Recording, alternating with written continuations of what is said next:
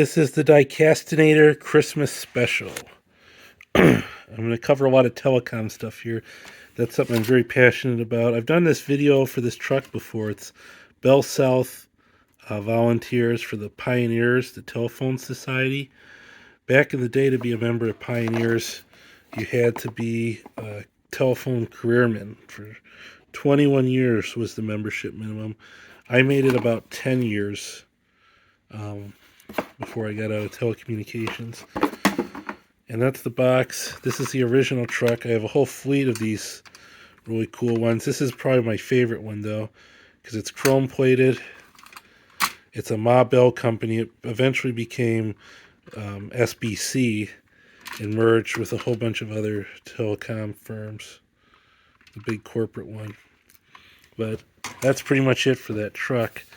I got some different things on eBay that were just kind of cool here. I have Telephone Pioneers of America, answering the call for those in need. And it's just cool that it's kind of, pushed in like that, and just really has kind of a cool look to it there. Then we have a little more basic one. This is just Telephone Pioneers, 1875. I believe that was when the first phone originally originated. 1911 was when the Telephone Pioneers of America started. I have a 110th anniversary t-shirt I picked up at their store, but this is just kind of a cool thing here. Then I have this diecast truck. This is a 1937 Ford.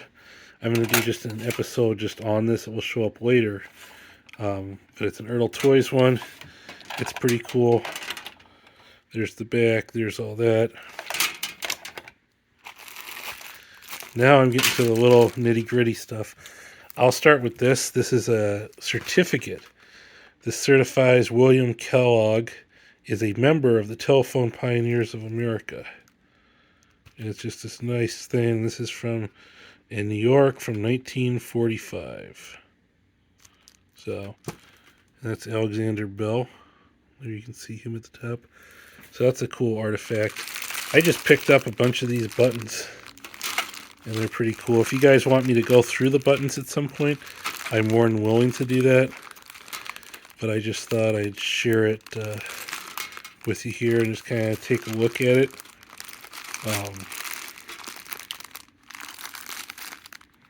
That's just some of the Pioneer buttons I got them. This is a really significant book too. It is A Line Between Two Rivers, a history of the telephone in Iowa.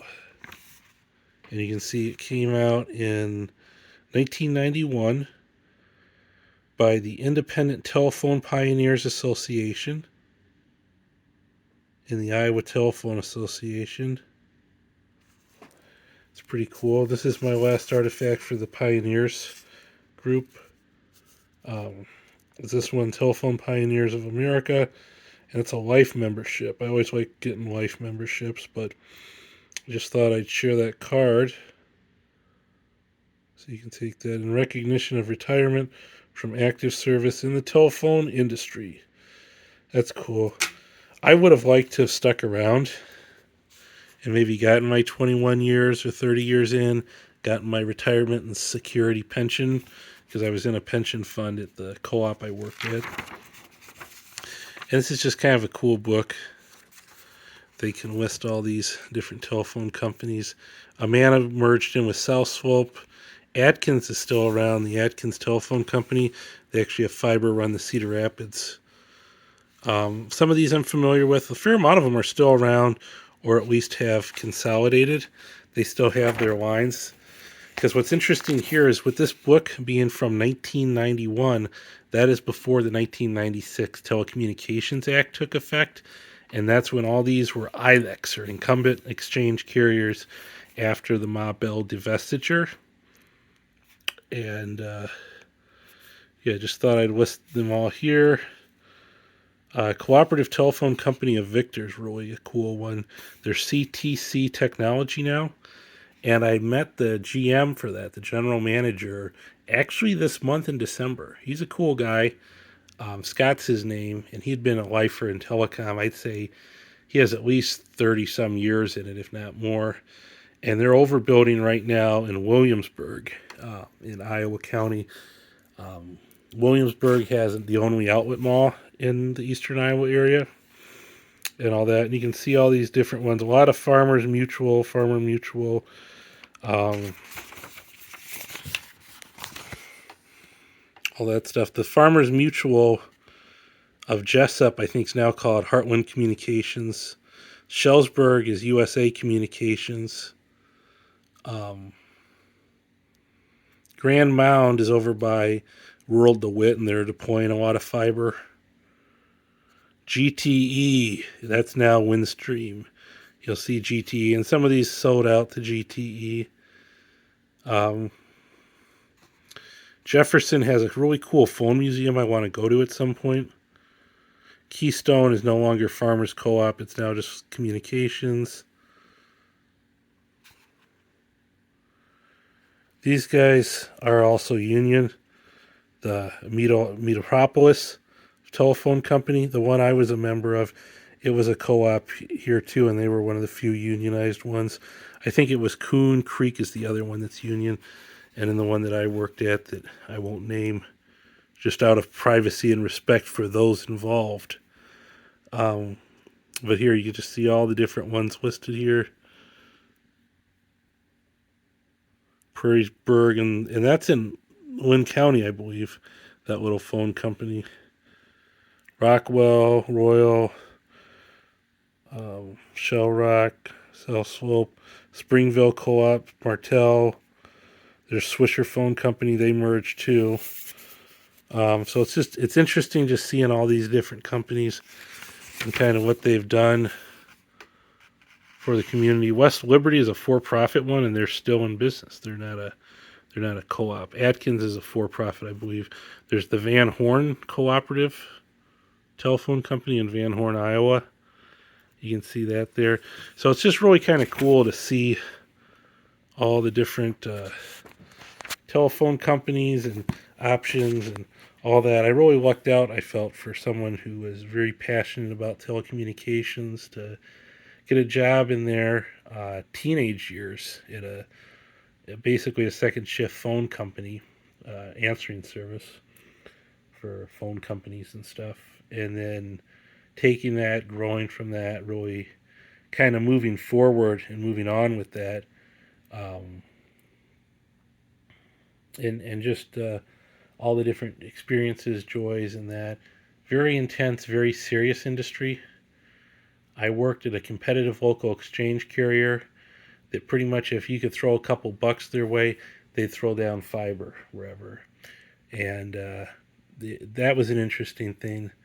The cooperatives, though, with the pension funds, with the infrastructure, with the federal subsidies, um, those are going to be around for another 100 years. That's really the core infrastructure for rural America are those independent phone companies, and especially the co-ops. Like my grandfather was a member of the co-op that I ended up working at for a number of years. That cooperative cut him a check for $2,500 in what's called deferred capital credits. So he passed away, but the estate got a $2,500 check. At like CenturyLink or Windstream or a lot of these big for-profit ones, they'd end up probably gouging your relative $2,500 in surcharge fees and whatever. So that's something that's pretty special. A lot of the co-ops and these small ones, once you get hired there, you could pretty much make it for life. For me, it was a lot of COVID and commuting. I just got fed up with it, and I got a online work from home job that worked out pretty good.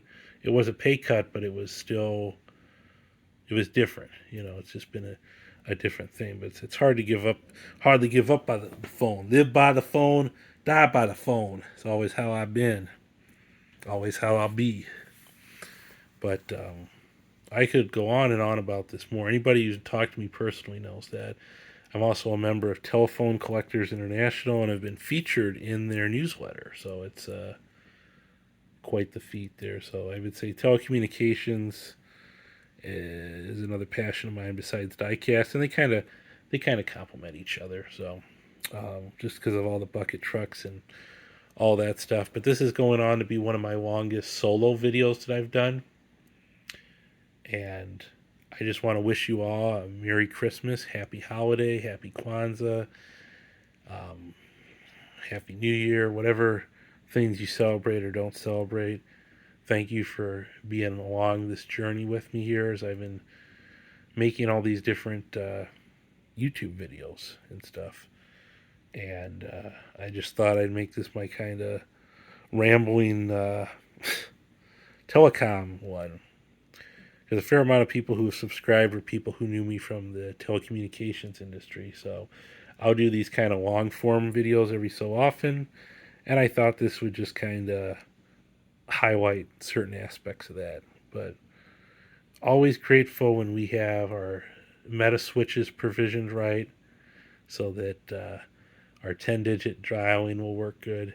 Area codes, all that stuff really fascinates me. The geography, the politics too, land use, and who gets what recognition for what phone lines, and who gets what money for long distance, and it's just fascinating to see how all that stuff works. So, hope you've enjoyed this journey. I know I have. Like, subscribe, and share, and have a great day.